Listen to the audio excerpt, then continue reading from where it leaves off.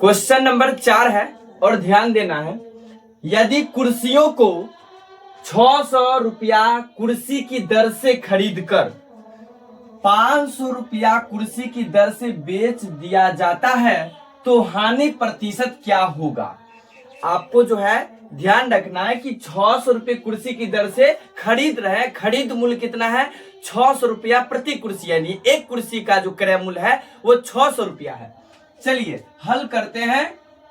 मेरे पास जो क्रय मूल्य दिया गया है, यदि कुर्सियों को 600 रुपये कुर्सी की दर से खरीद कर, यानी खरीद मूल्य कितना है 600 रुपया है, और 500 रुपये कुर्सी की दर से बेच दिया जाता है, यानी एक कुर्सी को बेचते हैं कितना में 500 रुपया में बेचते हैं यानी बिक्री मूल्य यानी कितना 500 रुपया बिक्री मूल्य है। और ध्यान रखना है 600 रुपया खरीद मूल्य, खरीदे हैं कितना में 600 रुपया में, बेच दिए कितना में 500 में, हानि हो गया यानी लॉस हो गया। कितना का लॉस हुआ, लॉस कितना का हुआ 100 का हुआ। कहां से 600 से क्या निकालना चाहते हैं प्रतिशत, यानी 100%, यानी ये जो निकला ये मेरा क्या है परसेंट लॉस निकला।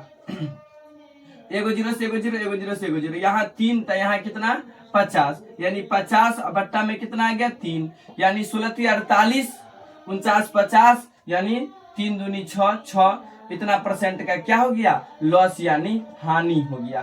तो ये मेरा किस ऑप्शन में है, ध्यान देना है। ऑप्शन नंबर किस में है, बी में है, तो ऑप्शन बी क्या हो जाएगा इस क्वेश्चन का राइट आंसर हो जाएगा।